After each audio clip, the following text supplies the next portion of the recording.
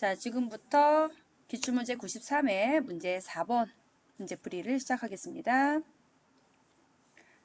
자, 먼저 전표 입력 메뉴에 일반 전표 입력 메뉴를 선택해 주시고요. 문제 1번부터 보겠습니다.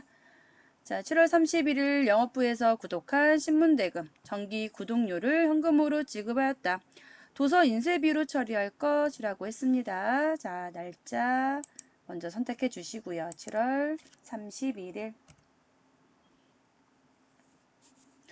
자, 구분란은 하단에 보시면 출금 전표로 입력하고 싶다. 그러면 출금을 입금 전표로 입력할 거다. 2번 입금을 대체 전표 입력하시고 싶으시면 3번 차변이나 대변 선택해서 입력하시는 거고요.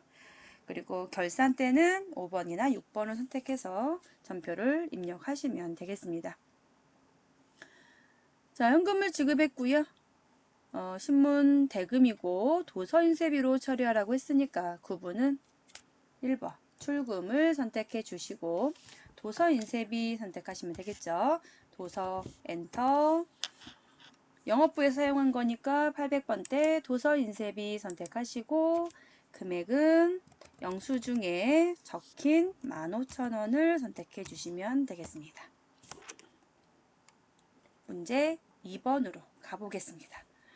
9월 12일 본사 건물에 엘리베이터를 설치하고 1,300만 원의 넥스코에 2개월 후 지급하기로 했다. 돈은 아직 지급하지 않은 상태고요. 건물에 대한 자본적 지출로 회계 처리하세요 했네요. 자, 유형자산의 지출은 이렇게 보유 중의 지출은 자본적 지출과 수익적 지출 크게 두 가지로 나눠지게 되는데 자본적 지출은 주로 자산의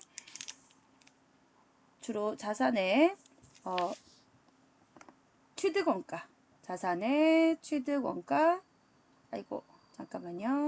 취득원가를 증가시킨다거나 아니면 내용연수를 증가시킨다거나 또는 중요한 부품을 수리했을 때 자산의 가치를 증가시키기 때문에 자산의 취득원가로 처리해 주시면 되고요. 그 다음에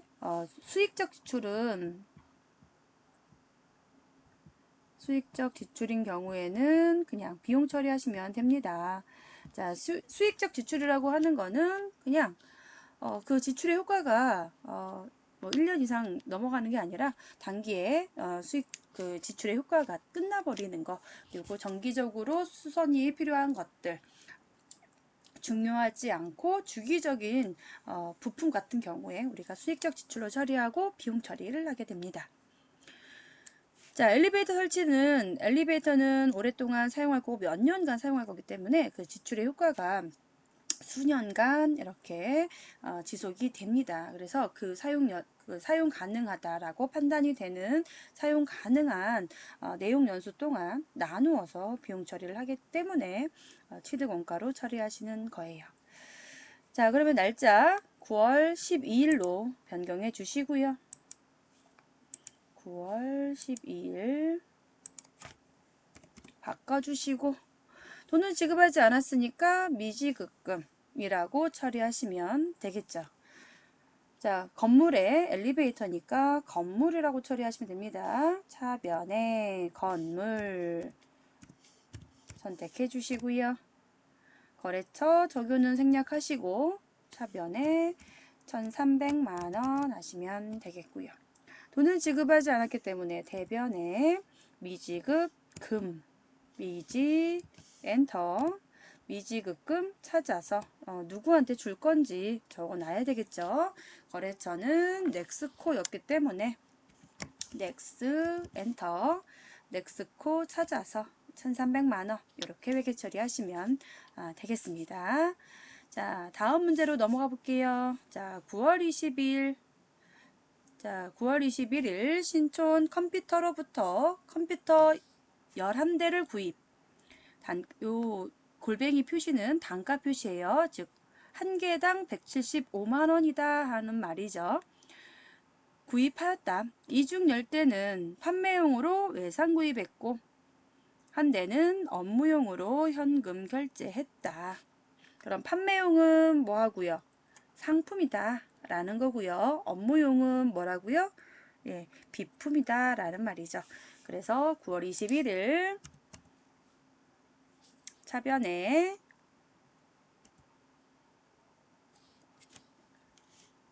상품 엔터. 자, 11대 175만원. 근데 그 중에서 10대는 판매용 그랬으니까 1750만원 되겠죠. 그리고 또 차변에 나머지 한 대는 업무용이라고 했으니까 요거는 비품.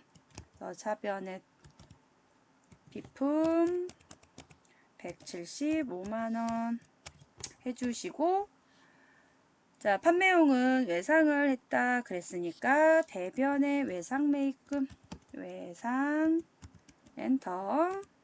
외상 매입금 찾아서 엔터. 자, 거래처는 삼촌 컴퓨터 되겠습니다. 삼촌 엔터. 삼촌 컴퓨터 찾아서 엔터. 그 대신 금액은 1750만원. 그리고 업무용으로 구입한 건 현금으로 결제했다 그랬으니까 또 대변에 현금 엔터. 현금은 거래처 적용 입력하지 않고 처리하셔도 되겠죠. 자, 이렇게 해서 문제 3번 풀어봤고요. 문제 4번으로 넘어가 볼게요. 자, 문제 4번 9월 30일 영업사원 김창원의 9월 급여를 다음과 같이 보통예금 통장에서 이체했다. 좀 더 넘어가 보겠습니다. 그래서 봤더니 우리 회사 급여 9월 급여 대장입니다. 그래서 날짜는 9월 30일 선택하시고, 자, 기본급여 직책수당, 그래서 급여계가 모두 400만원입니다. 그래서 차변에 급여라고 처리하시고요. 800번대 급여 선택해 주시고, 금액은 직책수당, 기본급 모두 포함해서 400만원 하시면 되겠고요. 자, 그 다음에 대변에 보시면 소득세, 지방소득세, 고용보험, 국민연금, 건강보험 이렇게 원천징수한 거는 모두 예수금 처리하시면 됩니다. 자, 그래서 대변에 예수금, 엔터. 예수금 찾아서 엔터. 자, 공제 합계가 이렇게 되니까 요 금액 써주시면 되겠죠.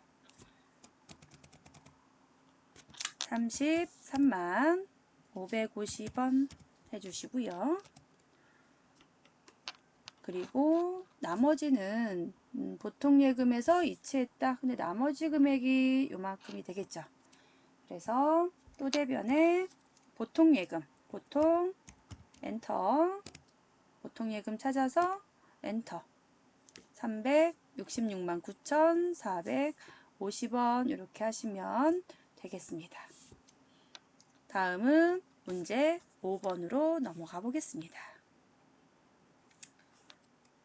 자, 영업부 직원 유니폼을 60만원 사모패션에서 제작하고 신용카드로 결제하였다. 자, 직원 유니폼은 복리후생비로 처리하시면 되겠습니다. 그래서 일반 전표 날짜를 11월 6일 바꿔주시고요. 차변에 복리후생비, 엔터. 800번대 복리후생비 선택해 주시고요. 거래처 적용은 모두 생략하시고 금액은 60만원입니다. 카드로 결제했기 때문에 카드 결제일에 돈이 지출이 될 거예요. 그래서 지금 유니폼을 구입한 요 시점에는 요거 미지급금 또는 미지급 비용 이렇게 처리하시면 되겠습니다. 대변에 미지 엔터, 미지급금 찾아서 엔터. 거래처는 신한카드입니다. 여기 보시면 신한카드라고 되어 있어요. 그래서 거래처 신한카드,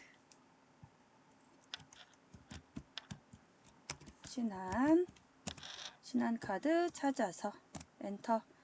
66만원 이렇게 처리하시면 되겠지요. 다음 6번째 문제 넘어가 보겠습니다.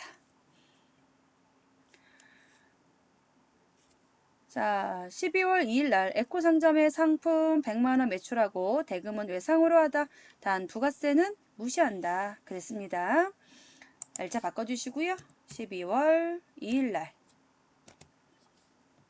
자, 상품 매출했어요. 외상으로. 그러면 구분의 대변에 이렇게 숫자 4를 입력해서 대변 선택해 주시고요. 상품 매출이니까 매까지 입력해 주시면 되겠죠. 상품 매까지 입력해 주시고 상품 매출 선택하신 다음에 거래 명세서에 보시면 여기 공급가 100만원 써 있으니까 그거 보시고 100만원 입력해 주시면 되겠습니다. 그리고 외상으로 팔았으니까 차변에 외상 매출금, 외상 엔터, 외상 매출금 찾으시고 거래처는 자, 우리 회사가 나리상사예요. 거래처가 여기 에코상점이라고 되어 있습니다. 그래서 외상 매출금 선택하시고 거래처는 에코상점 찾으시고 회계 처리를 해주시면 되겠습니다. 자, 문제 6번이었습니다. 자, 넘어가겠습니다. 자, 문제 7번. 12월 9일 날 매출 거래처에 야유회 지원을 위해 경품 200만원을 구매하고 사업용 카드로 결제했다. 자, 거래처 야유회를 가는데 거래처 야유회 지원을 해준 거죠, 우리가. 그래서 거래처에 돈 쓰면 접대비가 되겠습니다. 그래서 12월 9일 날 또 차변에 접대비 하시면 되겠죠. 접대 엔터. 자, 800번대 접대비 선택해 주시고 거래처 적용 생략하시고 금액은 200만원. 그리고 대변에 카드로 결제했으니까 역시 또 미지급금 하시면 되겠죠. 미지 엔터, 미지급금 찾아서 엔터. 거래처는 하나카드가 되겠습니다. 하나 엔터. 하나카드 찾으시고 200만원 하시면 되겠죠. 자, 다음 문제 8번. 12월 27일 날 희망은행으로부터 2022년 12월 20일에 상환하기로 하고, 자, 그러면 올해 2021년인데 2022년이면 2021년으로부터 1년 이내에 상환하기로 한 거네요. 하고 3천만 원을 차입하여 보통예금에 입금했다. 자, 2021년 결산일로부터 1년 이내에 상환하기로 한 차입금이기 때문에 단기 차입금 처리하시면 됩니다. 그래서 빌린 날로부터가 아니라 결산일로부터니까 항상 염두에 두시고요.